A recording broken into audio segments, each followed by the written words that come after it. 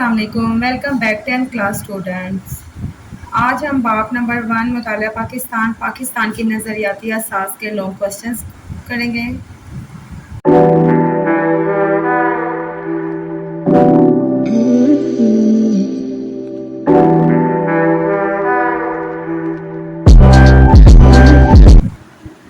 Long question میں first question ہے نظریہ پاکستان کے ماخذ بیان کریں، جس کا آنسر ہے پیج نمبر 2 تا 3 تک۔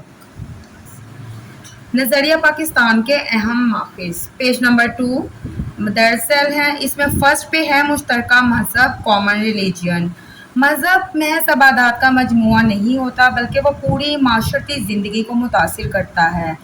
19ویں صدی میں برِ صغیر پاک و ہند میں جب کئی ہندو تحریکوں نے جنم لیا تھا تو جن کا مقصد تھا غیر ہندوؤں کو زبردستی ہندو بنانا تھا، اس لیے مسلمانوں کو اپنا مذہب خطرے میں پڑتا نظر آ رہا تھا، لہٰذا متحدہ ہندوستان میں مسلمانوں کے لیے اپنی مذہبی شناخت اور پہچان کو برقرار رکھنا مشکل ہوتا جا رہا تھا۔ اس لیے مسلمانوں نے اس پوائنٹ کی طرف اہم توجہ حاصل کرنے کی کوشش کی۔ اس کا سیکنڈ پوائنٹ ہے مشترکہ سیاسی مقاصد۔ یہ بھی بہت اہم ہے۔ مشترکہ سیاسی مقاصد کی بدولت دنیا کے کئی اقوام نے اپنی جدوجہد کی آزادی کے لیے جدوجہد کی تھی۔ جب انگریزوں کی آمد سے برِ صغیر پاکستان میں جمہوریت کا تصور ابھرا، آبادی کے لحاظ سے مسلمان برِ صغیر پاک و ہند میں 1/4 25% تھے، مسلمانوں کا حصہ بھی کم تھا۔ اسی طرح مشترکہ سیاسی مقاصد کی وجہ سے مسلمانوں نے ایک قوم کی حیثیت سے اپنی پہچان برقرار رکھی۔ تھرڈ پوائنٹ ہے مشترکہ تعلیمی مقاصد۔ مشترکہ تعلیمی مقاصد بھی کسی قوم کے لیے بہت اہم ماخذ ہوتے ہیں۔ انگریزوں نے برِ صغیر پر قبضے کے بعد اپنا ایسا تعلیمی نظام متعارف کروایا تھا جس کی وجہ سے انگریزی زبان کو مرکزی حیثیت حاصل ہو گئی تھی اور مسلمانوں کا تشخص خطرے میں پڑنے لگ گیا تھا، جس کی وجہ سے مسلمانوں کو اپنے تعلیمی مقاصد کو برقرار رکھنے کے لیے اس پوائنٹ کو اٹھانے کے لیے تعلیمی نظام رائج کرنے کی کوششیں شروع کر دیں۔ 4 نمبر ہے مشترکہ معاشی مقاصد کامن اکنامک آبجیکٹیوز۔ مشترکہ معاشی مقاصد بھی مسلمانوں کے لیے بہت ضروری تھا۔ 1857 کی جنگ آزادی کے بعد انگریزوں نے ہندوؤں کو اپنے ساتھ ملا کے اس بات پر آمادہ کرنے کی کوشش کی تھی کہ مسلمان دوبارہ بھی اس قسم کی کوشش کر سکتے ہیں۔ اس وجہ سے انگریزوں کا رویہ مسلمانوں کے ساتھ معاشی طور پر سخت ہوتا چلا گیا۔ ان تمام وجوہات کی بنا پر مسلمانوں کے لیے کاروبار اور تجارتی طور پر بہت نقصان ہوا، اس لیے مسلمانوں نے اپنے نظریے کو نہ چھوڑا۔ نمبر 5 مشترکہ ثقافتی مقاصد بھی مسلمانوں کے لیے بہت اہم نمبر 5 مشترکہ ثقافتی مقاصد۔ مشترکہ ثقافتی مقاصد بھی کسی قوم کا نظریہ جنم لیتا ہے۔ انگریزوں کے ہندوستان پر قبضے کے وقت اردو کو سرکاری زبان کی حیثیت حاصل تھی، لیکن ہندوؤں نے اردو کی زبان کی جگہ ہندی زبان کو رائج کرنے کی کوشش کی۔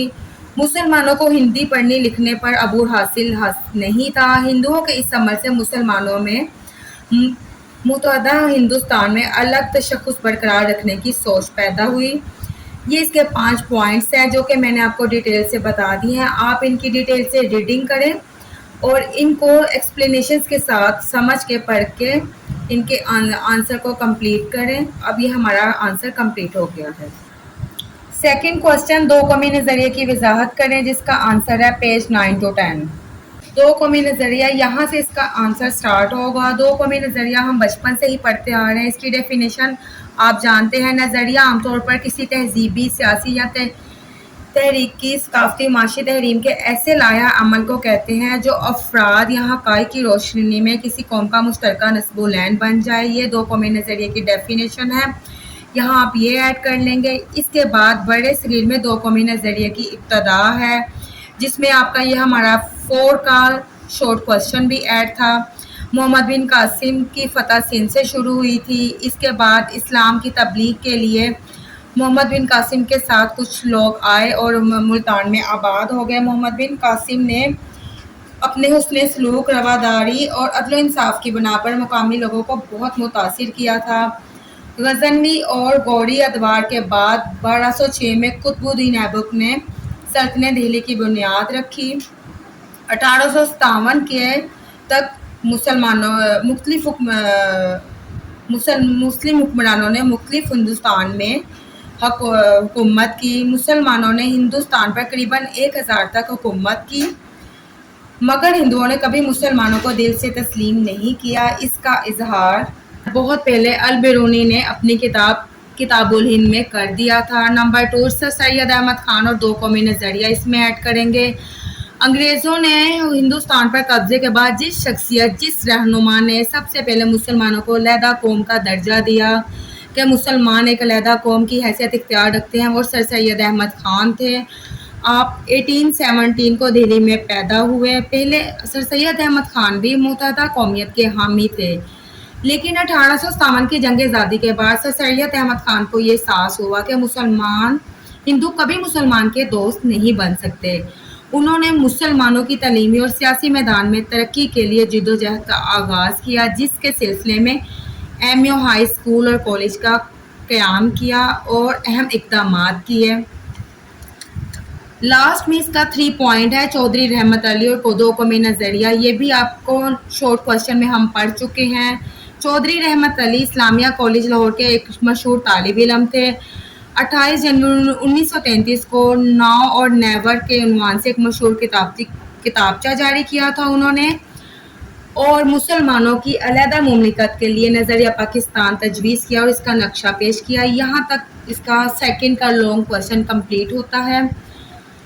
اوکے، آپ اب ہمیں اجازت دیجیے، باقی لانگ کوشچنز ہم اپنی نیکسٹ ویڈیو میں ایڈ کریں گے۔ چینل کو سبسکرائب، لائک، شیئر کرنا نہ بھولیے گا۔ ہمیں اجازت دیجیے، اللہ حافظ۔